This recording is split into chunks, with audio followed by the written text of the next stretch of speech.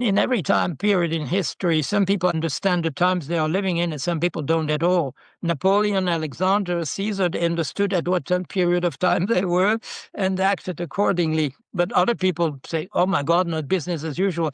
Anybody who says business as usual needs to realize, no, it's not business as usual.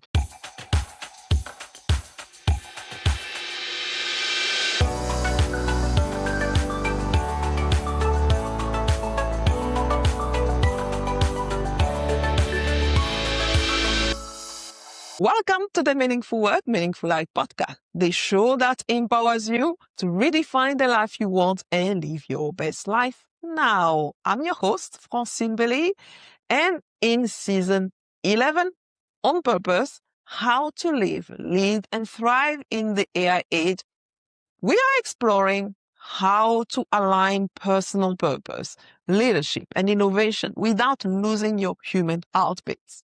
So my guest today is someone who has thought deeply about the human psyche, cognition, and systems. His background is in anthropology, psychoanalysis, and artificial intelligence, and that gives him a rare lens on how human and systems interact and what happens also when they fall out of balance. So I'm delighted to welcome Paul Jorion. Hi, Paul. Welcome to the Meaningful Work, Meaningful Life podcast. Hello, Francine, and thank you for having me. This is all my pleasure, Paul. So you are actually one of the most unusual thinkers of our time, and you've trained as a social anthropologist and educated in philosophy and psychoanalysis, and you went on to forecast also the subprime crisis from inside the banking system. You've also worked in United Nations in Africa. You've traded futures in Paris. You built high frequency trading system in the US, and you have also developed pioneering AI models inspired by human emotion long before today's AI wave. You are also associate professor at the Catholic University of Lille, president of a startup, an artificial intelligence startup, which is developing self-aware machine. And your work sits at the crossroads of human meaning, finance, and artificial intelligence. So a few people have seen the world change really through so many lenses. So my question for you is that what sparks so many of your interests and passions? Take us back. I was thinking about that earlier today because I was speaking with one of the persons I see in analysis, and I was thinking because, people often think about their childhood dreams and how do you fulfill that and how do you manage in your life to be happy with what you've done. And suddenly listening to him, I thought of the following. I thought as a kid, I would have liked to be an explorer in Africa. And I remember one day it was quite deep in the brush in Benin. And I thought to myself, we had walked already 2 hours to going to a very distant village. And I thought, I am an explorer in Africa. I thought again, and I thought, my God, I would have liked as a kid to be a banker in America. And as you said, I was a banker in America. I wanted to have made robots, and I made robots, and so on. I mean, I'm fortunate that because of that totally chaotic life I've had, I fulfilled all my wildest dreams as a kid. And I think that's a satisfaction as such. Wow, that is a lot.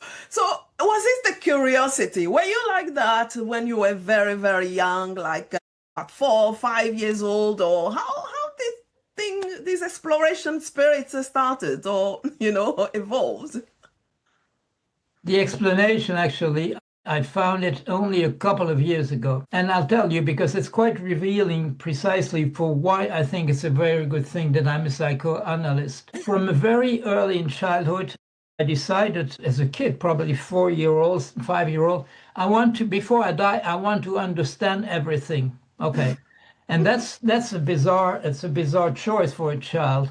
And what it gave me is a very strong sense of anomaly.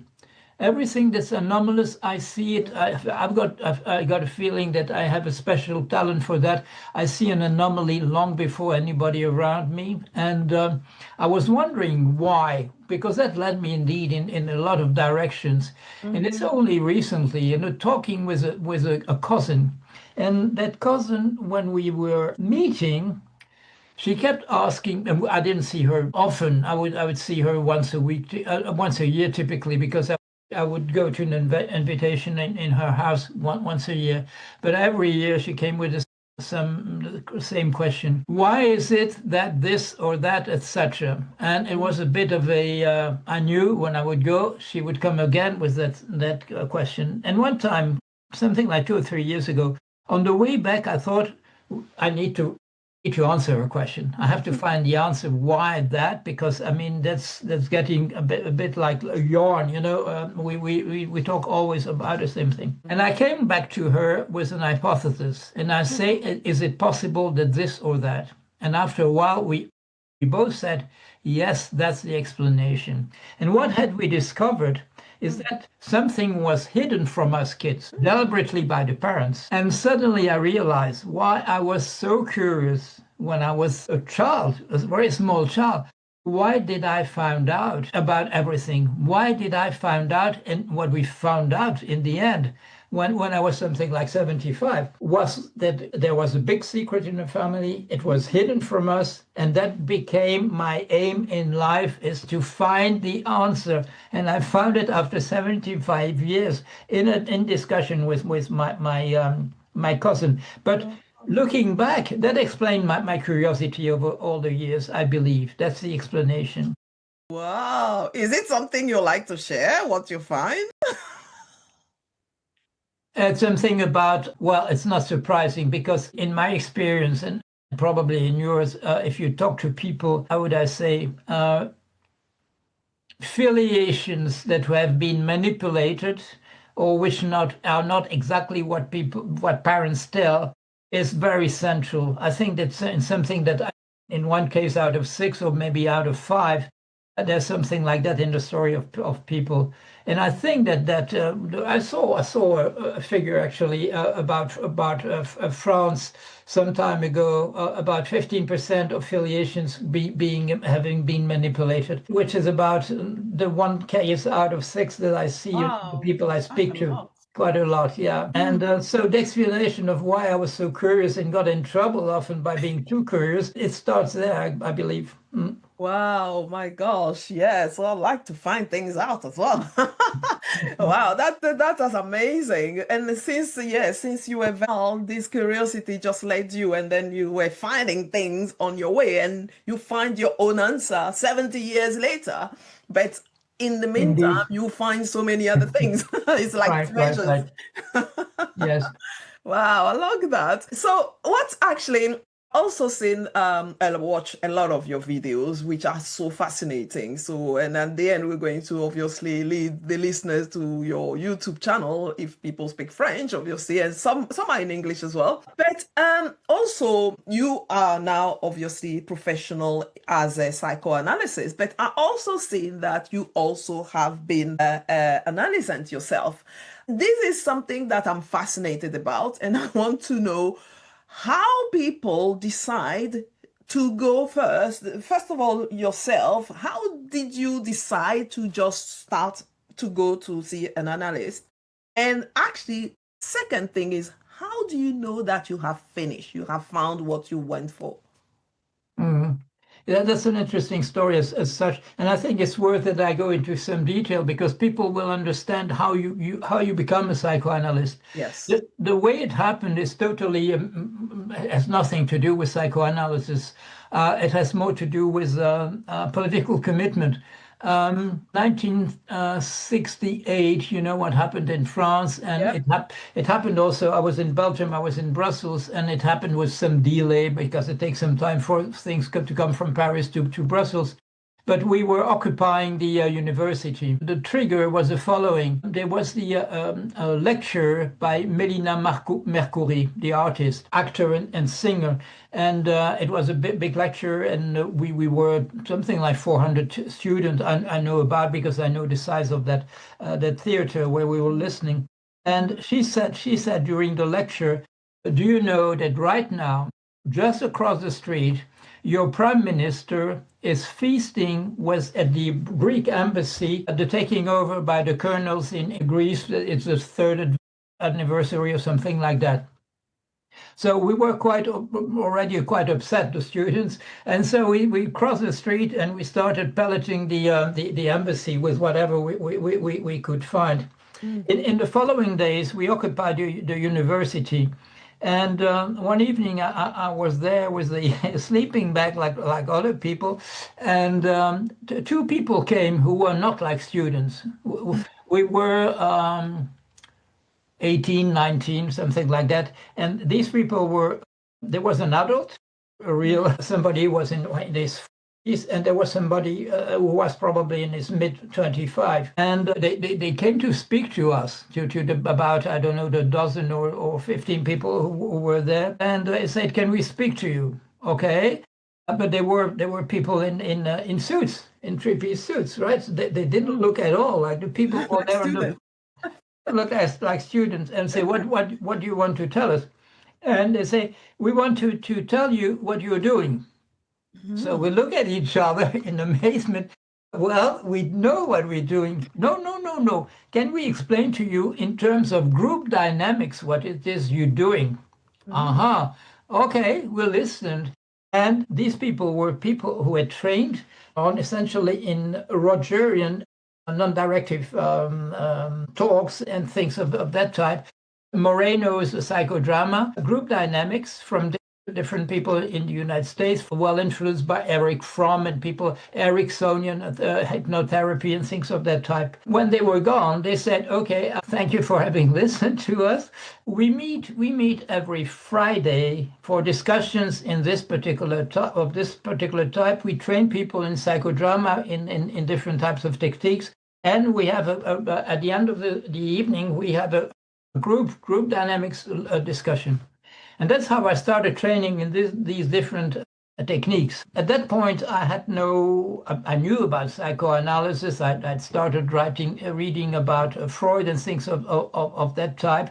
But there was a big fashion to go listen to Jacques Lacan in Paris, because of his lectures were extremely popular. And it's a friend of mine, actually a person I had met during these Occupy movement, that told me one day, come with me, and we go listen to Lacan.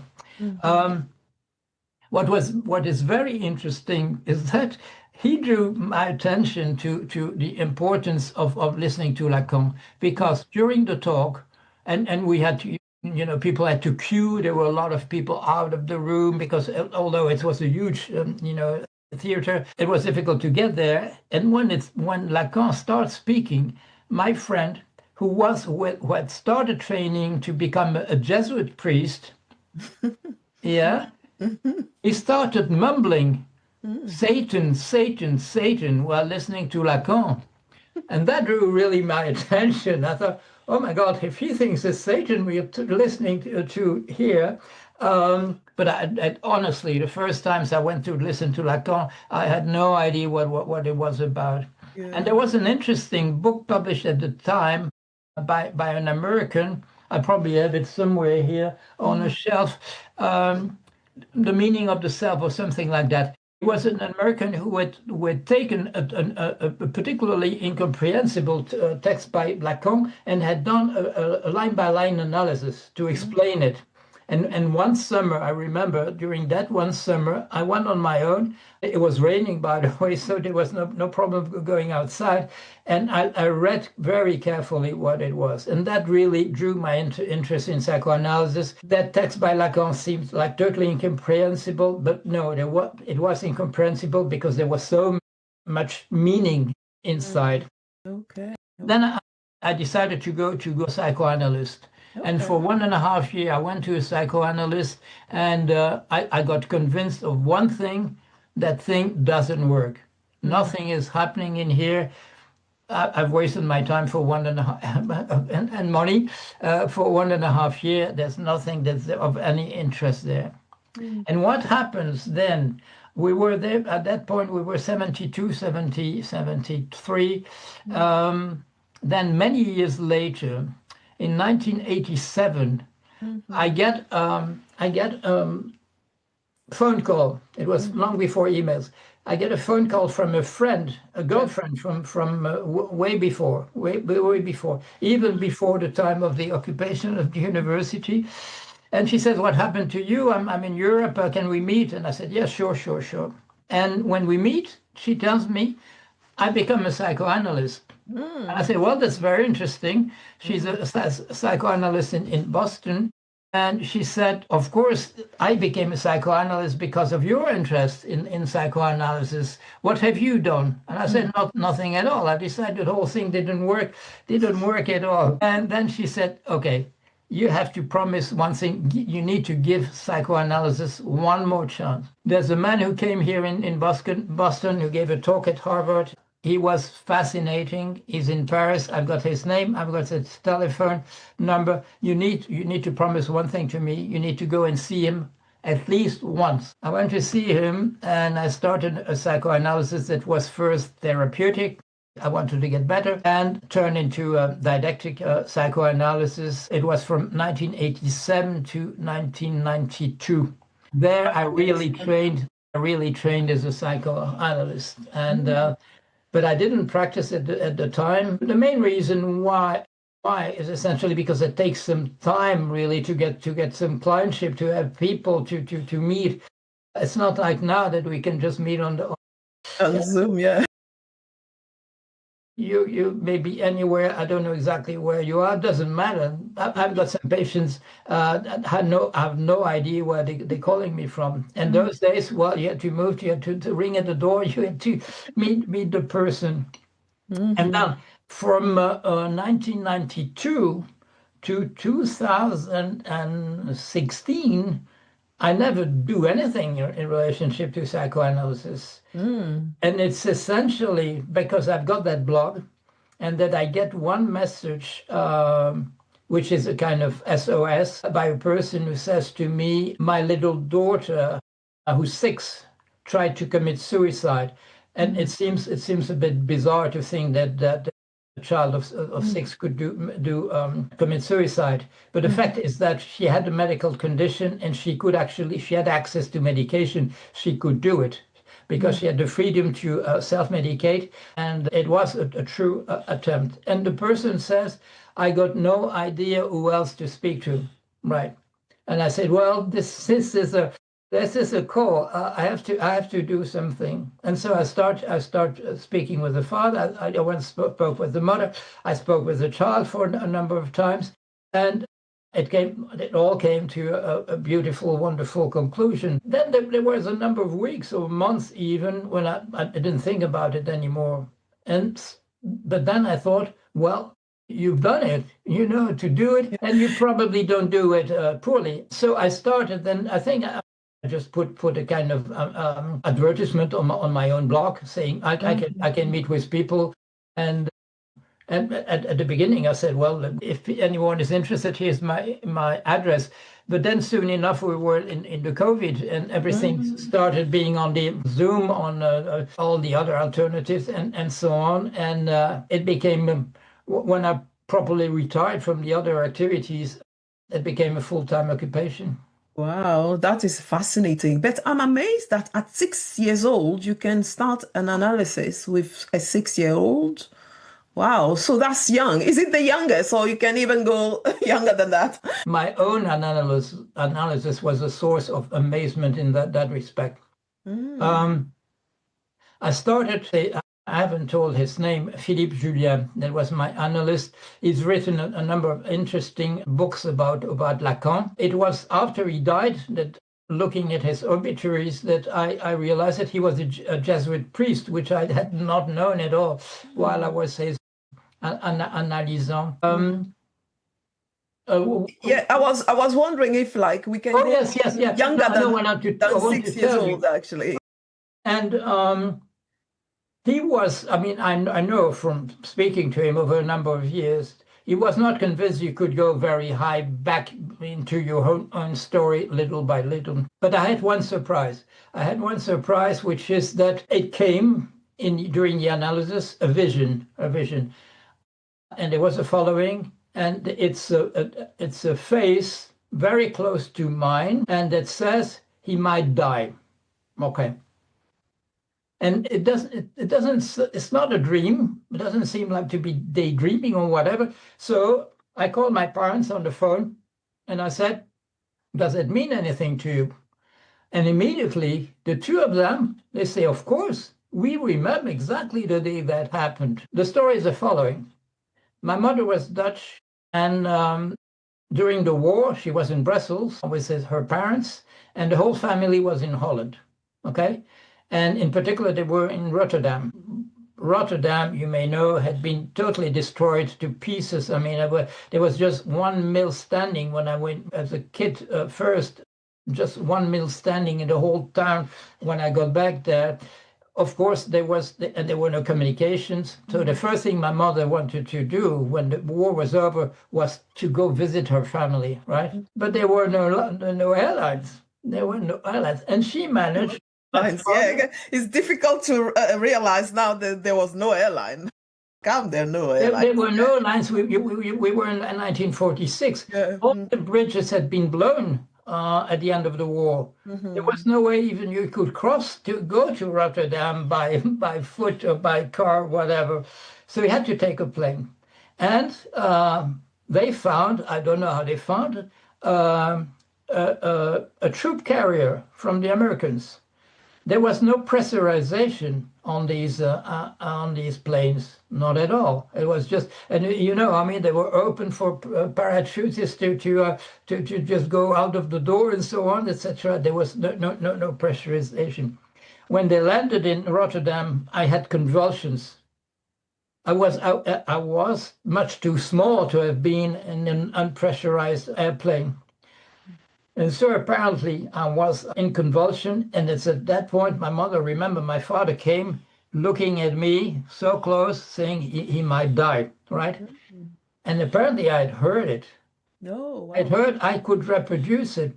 So I asked my parents, what age was I? Obviously, I was a baby. My mother had always kept all her diaries. So she said, next time we call, I'll tell you exactly when it was. She found the date because I mean she wasn't going to Holland every day in an American airplane. You were 3 weeks old. Wow.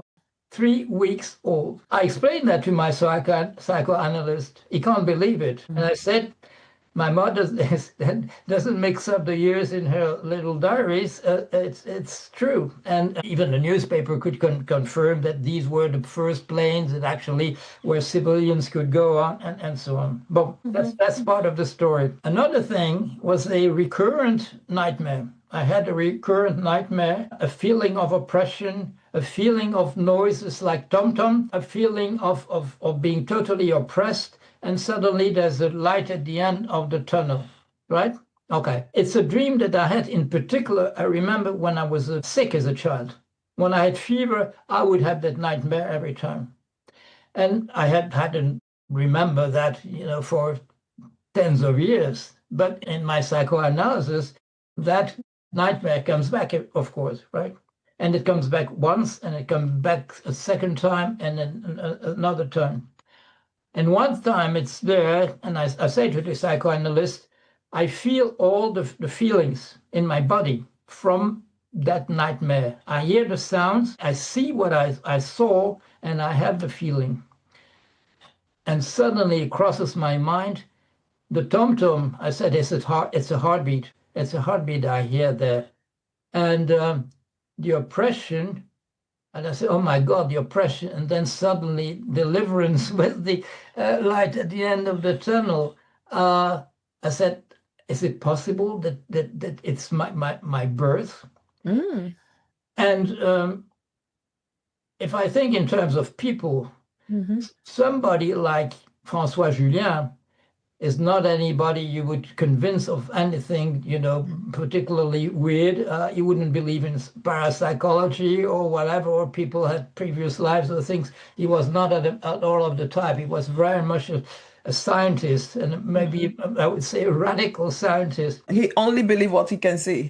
Exactly. But after a pause, he says, yes, I believe that's what you actually reliving. And I got convinced of that.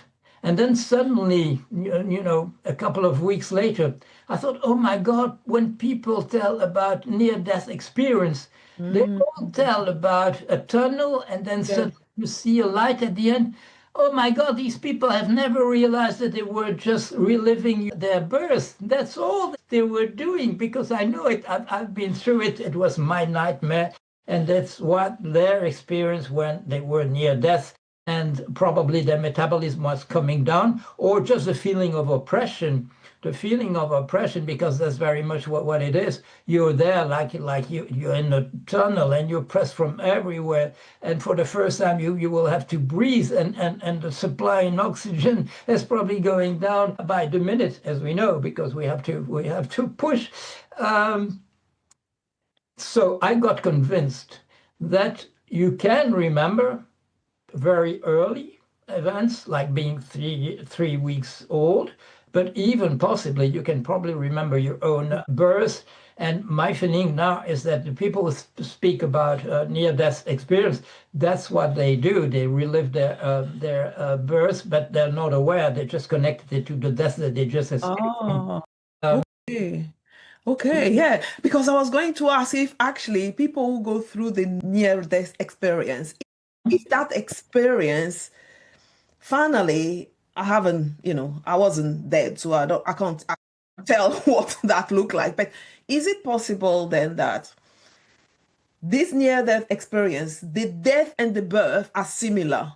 Perhaps when you are dying, perhaps it's the kind of similar feeling of when you are.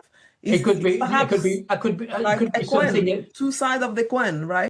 Yeah, but I think it might be just as simple in terms of biology, of the oxygen intake going down rapidly, or your metabolism going into. I'm sure. Well, we know it. I mean, there's this stress of the fetus going through the delivery process because the oxygen is going down, and then there's that big gasp of oxygen in your lungs for the first time. You get oxygen through another way than through your mother's blood. It might be just physiological, but it is interesting, of course, that the two ends meet, right? Yes. You start one way, and then actually And you the come back end, to yes, yes, yes. and Wow. the people who are resuscitated, I think they go through the process of really dying, but just some gets enough memory to say, oh, I remember what I saw when I was there. Very interesting, fascinating, all these things. So if we come back to actually this one, and then we'll move to the next Yeah, bit, yeah. is that when people come today to see you as a psychoanalysis, what are the kind of things that lead them to come? And then also, how do they know that they have finished? Because again, it kind of, it lasts a certain time, right? But what will prompt me to say, I need to go and see an analyst? And then when do I know that I have finished and this is the end? Yes, yeah. Well, I think that the people in France, in particular, they're victims of something that happened. There was such a rage to go and listen to Lacan. There were so many people who wanted to train at that point to become psychoanalysts, that my feeling is that there were too few. Well, it's not my feeling because I knew these people and I was there. There were too few analysts to train properly the number of candidates. So a number of persons never succeeded in their analysis. They became themselves people who trained other people, and the legend spread out that you don't know what it is a good analysis, that you don't know how to finish it, and that anybody who says you can finish it and have the feeling it's finished and know that you've done a good analysis, anybody who says that is a quack, because he or she doesn't know what he's talking about. And I'm I get really furious. There's a famous psychoanalyst, André Green, in France. He's now dead, and he kept writing about you don't know if it works or not. It's a type of philosophical experience and so on. No. It's a therapy. And before I started what I called my didactic analysis with Julien, it was therapeutic. I solved a number of issues with him, and he solved it. And he was tired. He was sometimes exhausted at the end of one of our sessions. We did work that it has nothing to do with people just being, like in a Woody Allen movie, being there and just saying blah, blah, blah, blah. No. It's a therapy, and it works. My feeling is there's been a rupture in the transmission of knowledge, in particular in France, because of the fad around Lacan, and therefore you sound sometimes like an idiot, like I do, by saying no, it can work and you can succeed. And recently somebody came on my blog with a comment, and he said, well, nobody knows, etc. And what I reply, say, by saying that, the first thing you reveal, if you're a psychoanalyst, which he didn't say or she didn't say, is that in any case, your own analysis didn't succeed. Otherwise, you would know it can succeed. Yeah. And that's the first thing I hear from you. And I replied, and I can show you, and I can have, if you want to meet them, at least 60 people who left me at the end of their analysis with a smile from here to there, and their pleasure was not just to be nice to me, to be pleasant. No. They knew what they were talking about, and it was my reward to see people leaving in that particular way. And I don't remember what I said last time I met with Julien, but my feeling was exactly the feeling I see on the face of some of my patients when we decide together that it's done, it's finished. And sometimes it can be very, very quick. I had a case recently of someone, it was 3 sessions or 4 sessions. One person, 3 sessions. I asked that person at the end of the 2nd session or something, a question. What is the answer to that question? And he says, I don't know. And that man had come deep in depression, really deep in depression. I understood that he was in that depression for at least, 5 to 10 years, if not more. And the next time he comes to see me with a smile and he says, I've answered the question. And he told me the answer. And that was it. And thank you, Monsieur Jorion, and we will not meet anymore. And I said, no, there's no need that we meet anymore. It was done. Okay. And it can be at as much as 3 sessions to perhaps a few years, right? It can be much more complicated. Another person, 4 sessions. As at the end of the 3rd one, I say, do you realize that the 2 stories, the one told by your maternal grandmother and the one told by your paternal grandmother, are you aware that they are contradictory? And he said, no. I said, well, think again. One of them is true and the other one is false. And he comes back in that case, it was the following day, because it was a person that had come from far away for sessions at home, and we saw every day. And the following day, he says, the person who's right is my maternal grandmother, with a big smile, and that was it also. It was also. Some things are much more complicated because, as you know, difficulties in life can just accumulate, and this will produce another one, and so on and so on and so on. So there's a lot of things to unravel before you actually go through the whole process and find a solution.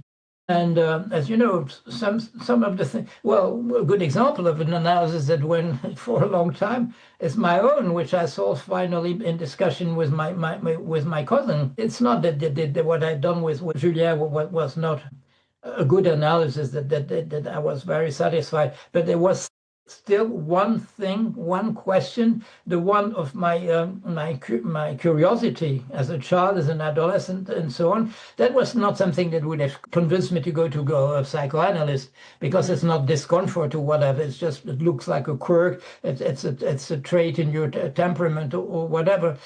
But I find the answer to a major question in my whole life. Why does a kid of 4 want to understand everything? Which sounds quite stupid if you think of it. And none of your other siblings are like you, curious like you, or is it a trait that you all share?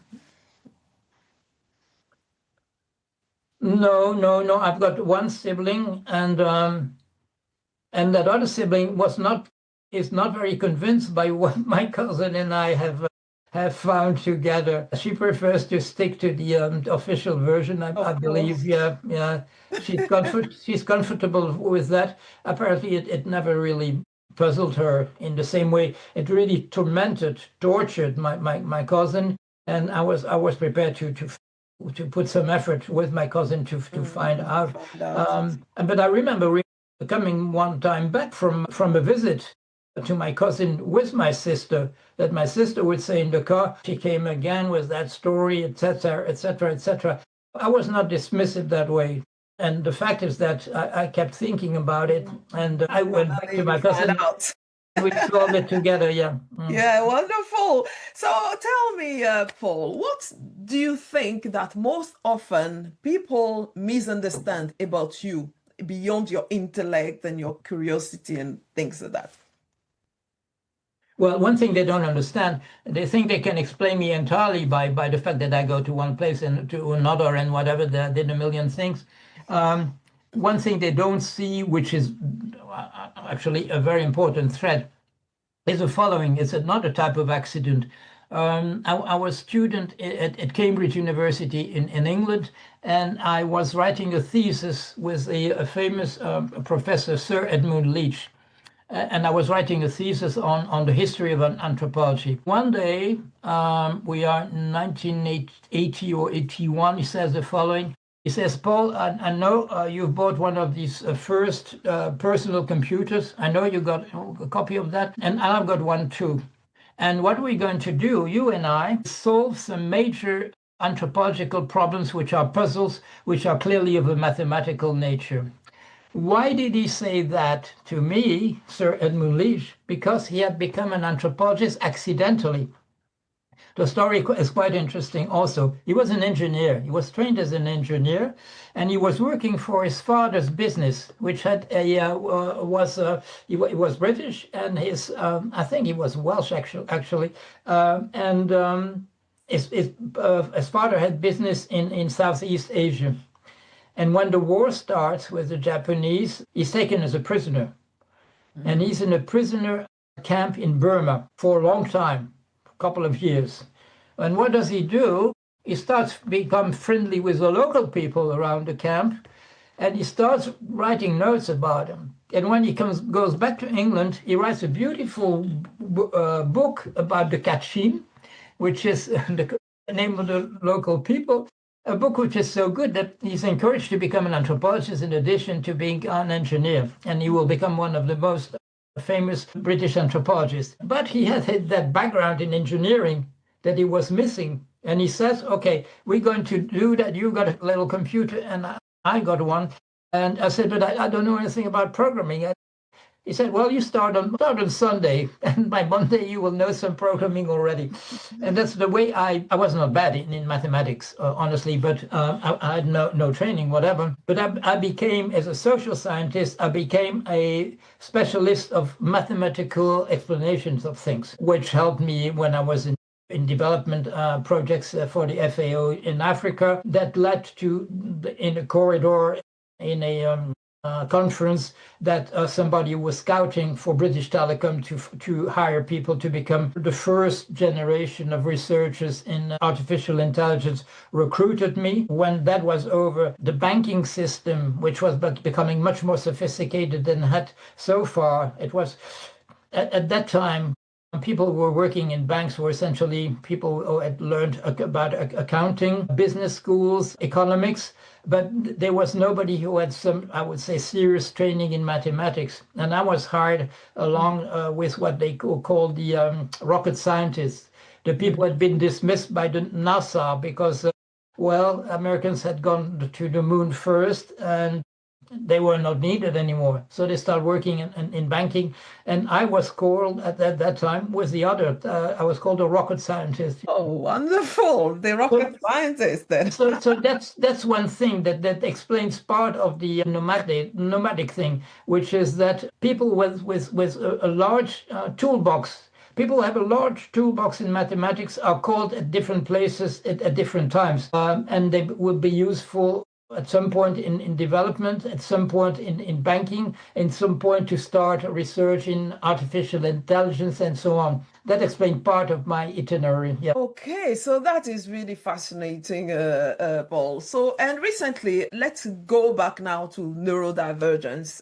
Spoke about a friend with ADHD who struggles with organization. And in your view, what drives somebody to have a difficulty in building structure and setting priorities to navigate life easily? Because so many people suffers about that. Well, as a psychoanalyst, I'm really consistent. I think it's tragedies in childhood. Most of the time, it's little tragedies in childhood, and it's things that unfortunately traditional psychotherapists don't see. When a man tells me something went really wrong with the hairband of that little girl who was 4 or 5, most people won't even listen further.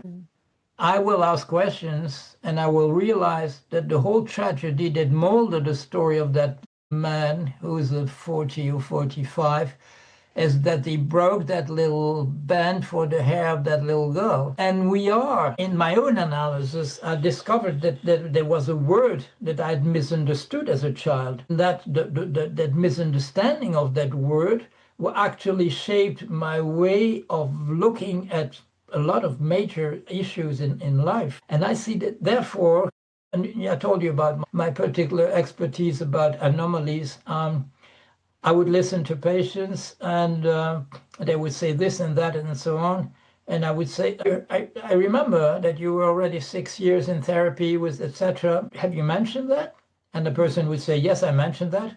And what did your therapist say? Oh, well, these things happen, that's life and things like that. And I realized that's the thing that has pestered that person for the rest of her life. And it sounds so minuscule, like I told you about the elastic band. It could be even smaller than that. A smile from another child, which is misunderstood. And actually the child was smiling for something else or crying for something else. And then, but we understand enough of the context. And I said, well, no, you shouldn't have understood that the particular way. And we solved a mystery of that type. But that's less obvious, of course, because it may take a long time before the person remembers that. Oh, and by the way, and after a year sometimes. Oh, and by the way, I never told you about that thing because it's so minuscule. I didn't think it was even worth bothering you with that. No, it was. It would have been worth bothering me because it's something essential in the way that your psychic life has been molded. Most of the time, it is that. It can be, it can be other things. It can be really materialistic. It could be poverty. It could be aggression. It could be incest and so on. And as you know, fortunately, I would say the mechanism of repression makes that for children, they can go through a lot of terrible miseries because they forget. But how does that then translate in the fact that the person will be now unable to organize themselves then for, anything really can have happened, and then to link that back to like impossibility of organizing yeah, their lives. well, yeah, there's a beautiful image in Freud about repression. And he says he liked to go in the mountains, and he gives the image, and he says in the summer I go to the village of so and so, and it's a 20 minutes walk along the valley to go to the next village. But if I go to there in May, there's such a stream, torrential stream, that if I want to go from X to Y, I have to go through the mountain. And it takes 2 hours to go there. And he says that's exactly what we're doing with these things we repress. People who are neurotic symptom is beating around the bush.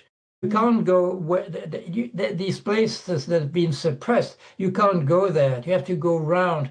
And people say about their friends say, how come he can't be more straightforward? How come that he looks like in front of a very tiny obstacle? He's paralyzed and so on. That's because we have a map in our mind, but if we tabooed a million places there, we're forced to go round and round, and we can't go straight. And the effort and the energy is a suffering. It's a pain. If you make that all come to the surface, then it. And what I've done recently in the book that will be published soon, I've produced a properly physical theory of it all. Yeah, that applies, and I call it a theory that applies both to artificial and natural minds, because explained in the same way, the way that human mind and the artificial intelligence works. Oh, so at the end, we might, you're going to let us know when it will come, so then people can go and look at your website or your Yeah, YouTube certainly, whenever it certainly. comes. Yeah. Yes. Okay, so in terms of people who are beyond the people who have difficulty to organize themselves, and what will be the most effective way for them to support so without losing themselves as well in the process? Because it can be quite, you can burn yourself, you can, very lose yourself when you are supporting those people. What are the keys or the tips that you can share? Well, I think the main advice to give these people is you're not a good compass for yourself, and people around you are probably a better compass than you are. So listen to them, listen to what they say. A lot of people, I realize, they missed opportunities in life because they were told you have that particular talent. And I said to myself, no, that's not true at all. I tell everyone, and I told my children, listen to what the rest of the world says is your talent, and it's not your talent. You need to listen. And I've had an experience with one of my children who should have listened more when everybody just said to her, this is not the talent you have. You believe it, you have it. Everybody else in the world says you don't have it. People miss opportunities by not listening to when I'm approached by somebody in the corridors of a conference. They say, join our team as a researcher in artificial intelligence. My first reaction is that I have no training, I have no background for that. And I make the further mistake when I receive a letter from British Telecom saying we've given you a grant for you come work with us because we give these grants to engineers. I reply, but I'm not an engineer. Yeah, I'm not. I say I'm not. And what do they reply? And I really appreciate that they do. They said, "Sir, you need to realize that the fact we sent you that letter is that in our eyes you are an engineer." And that was it's British humor, of course, but that's a good lesson. They were right. They were right. They saw something in me that I couldn't see. I should have listened right away. Fortunately, they insisted. I usually say, "Oh no, I don't think so." But when somebody that's my advice. When somebody says, come and work with me in this because I know you're good at it, you need to listen and not ignore it. And when people say in reverse, you're not good at that, you need to realize, well, I'll make a little more effort. No. If everybody agrees that you're not good at something, you need to listen to. And then when we come back to those people who support the people who have this difficulty, so the best way to support them is to listen to them best, and then how long should they listen to them? Because they may be spotting something else, but the person may not be willing or to accept. So how can they actually keep carry on, or when is the time to just say, okay, hold on, I'm not going to do this anymore? Is there any such time to just put people in front of their own realities, or this is the kind of line that I'm trying to find here? you as an advisor, you as a person outside of that situation, you need to have to trust in yourself. You need to be self-confident. Yes, it's true that you know better than that person itself, but the person is himself or herself, and you need to let it know with some, how would I say, with some strengths, because that's the truth. And you can help these people by being a bit forceful, not to become a, how would I say, a dragon or a tyrant. Yeah. But saying, listen, I'm not the only one to think that about you, that there are many of us, and we're probably right because we come from different backgrounds and we all see this in you. And that's probably something you don't see, but a number of people see it. Yeah. So, in terms of some people trying to become rescuer, like the rescuer archetype, some people Mhm. love rescuing people a lot. So, what are the payoff that a rescuer have around those people often? So, what are the payoff, that psychological payoff that they get? Well, I would say of succeeding, succeeding in what you're doing. Uh, because as you understand, I believe that a psychotherapy can be a success. I don't have that totally agnostic view that no, well, maybe not, maybe yes, no, no, no.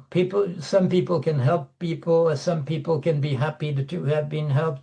Um, we need to believe in our own power. If we're lucky enough to have that strength that some other people are not lucky enough to have received because of a difficult childhood for some reason or other, that can just be simply misery, poverty, or things of that time. If we have that talent to see possibly better than other people, we shouldn't refrain out of, I would say, some other feeling of modesty, of being humble or whatever, unless we don't find any satisfaction as an individual ourselves in doing that. But if we an empathetic type of person who shares happiness, I think we should not refrain from doing it. Okay, I get that. So, in the workplace now, let's look at the workplace. So, how can Mhm. leaders create some system that allow both people who are neurodivergent and neurotypical to work together? Not everybody work on their side, but working together effectively and thrive. Well, that depends on the work environment. I worked in a lot of different environments in the private sector and the public sector. And my feeling, I don't thrive. You can guess that in the more militaristically organized organizations, because there your status is defined by rank. Your talent is supposed to be according to your rank, and that's totally artificial and arbitrary in most of the cases. I've been in an environment where it was a group that was growing rapidly. So they had hired people with little training in the beginning. Then they realized that they had to hire people with better training.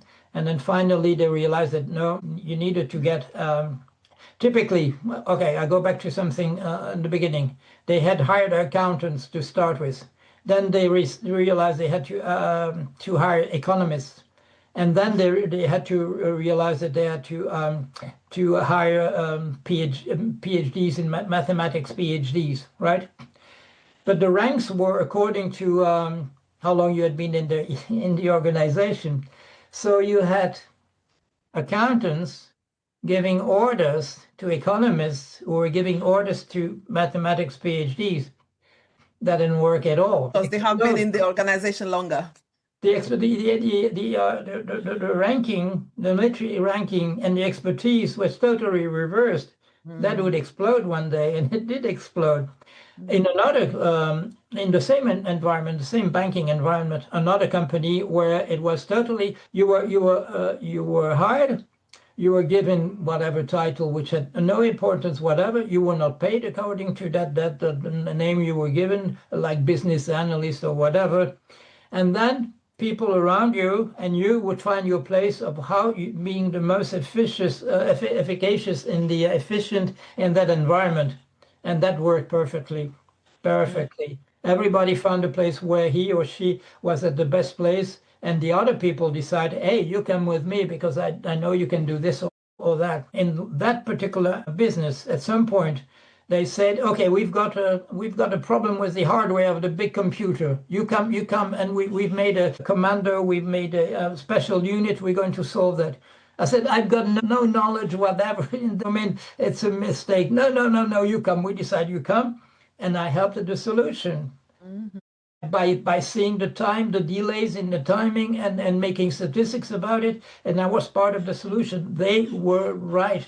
But in a business where there wasn't a totally horizontal division of labor like that, it wouldn't have worked. No. Yeah. So tell me, if you were redesigning then leadership for the AI age, so what human structures and quality would you prioritize to ensure that we thrive alongside those intelligent machines?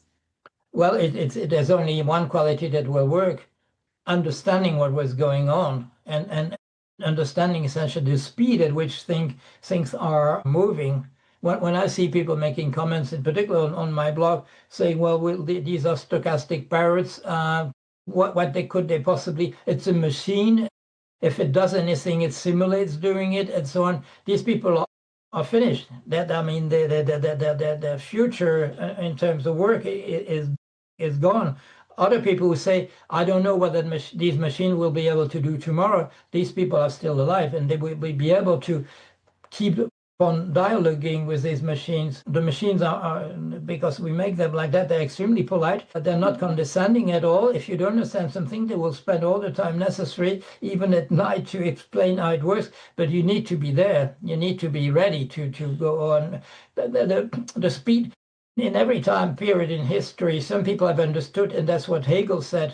Some people understand the times they are living in, and some people don't at all. Napoleon, Alexander, Caesar understood at what period of time they were and acted accordingly. Doesn't mean you need to be a man or general, but we understand what they mean. But other people say, oh my God, no, business as usual. Anybody who says business as usual needs to realize, no, it's not business as usual.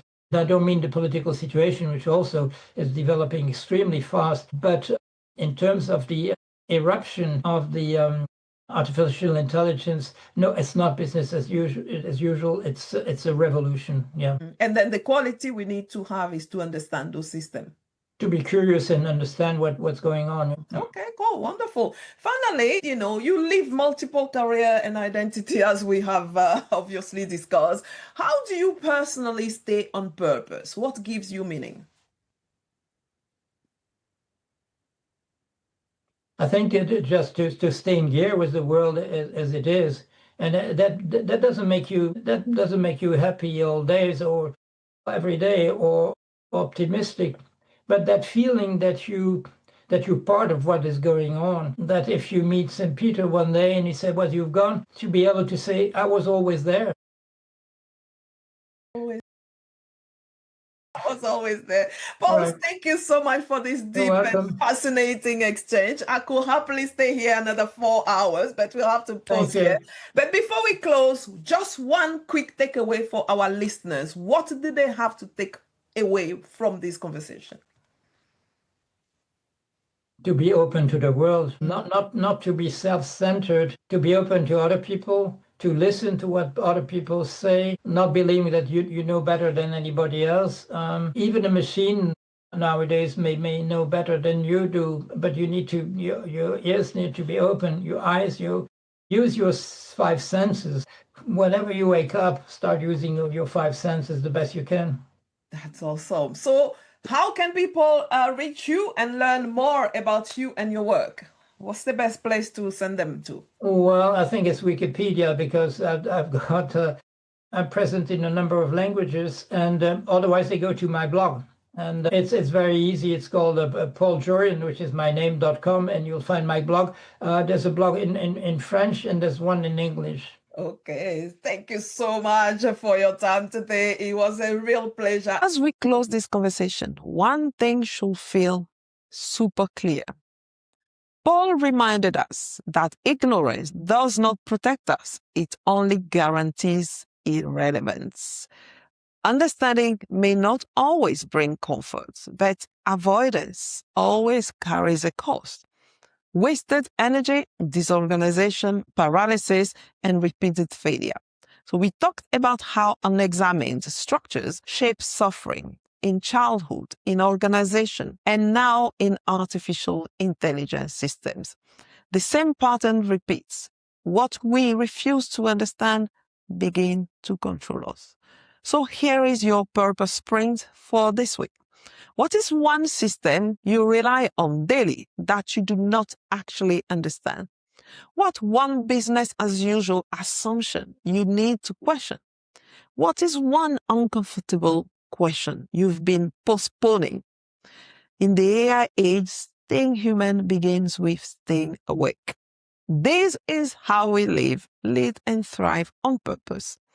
If you want support reconnecting with your own strength, values, and sense of direction, as this world shifts, you'll find the free Ikigai quiz at francinebeleyi.com/podcast.